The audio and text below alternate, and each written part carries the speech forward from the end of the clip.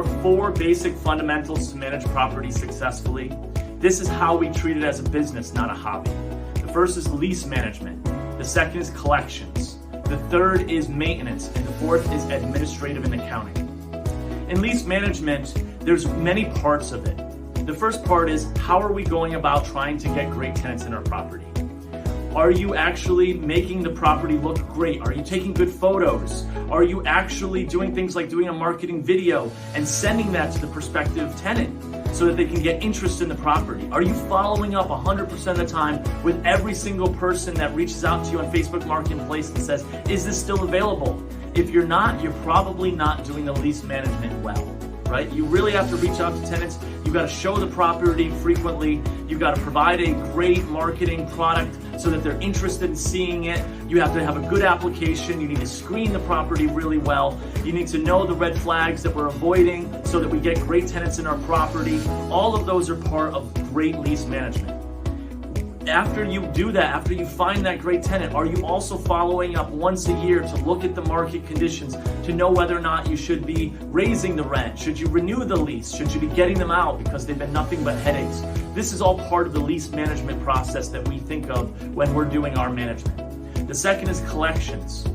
You want to be very active in the collections process. They say that the squeaky wheel gets the grease, and it's true of collections. There's lots of people that the residents have to pay. They have to pay us. They have to pay their credit card bill. They've got to pay for their students' gymnastics class or their kids' gymnastics class. They got to pay for lots and lots of things. And so you want to make sure that you get paid before anyone else. So are you reminding them that rent is due prior to the beginning of the month? Are you reminding them again the 5th or the 6th of the month? Are you actually going about on the 11th and letting them know that they're late and they have a late fee? Are you starting the eviction process quick?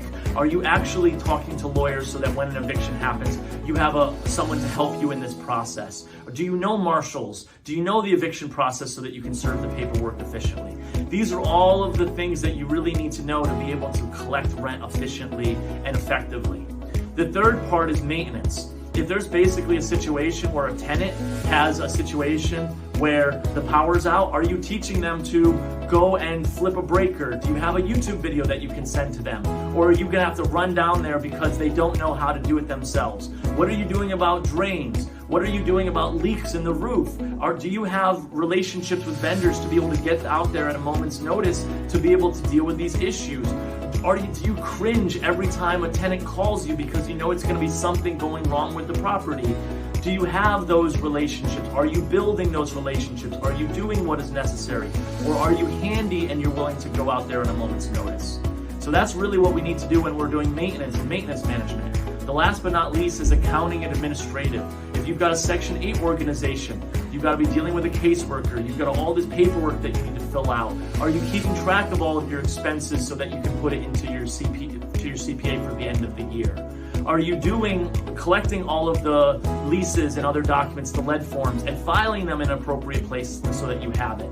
Are you making sure that if you are charging things like late fees, that you actually account for it someplace so that you have the records to know whether or not the tenant has paid all of the rent or not? So these are all of the major areas of property management that you really need to be focusing on if you want to self-manage a property. Without being able to do your leasing and leasing process well and efficiently, without being able to do your collections, your maintenance, and your accounting administration well, you're ultimately going to have problems, and it's going to cause you to not make as much money as if you get a good handle on that or if you hire a property management professional.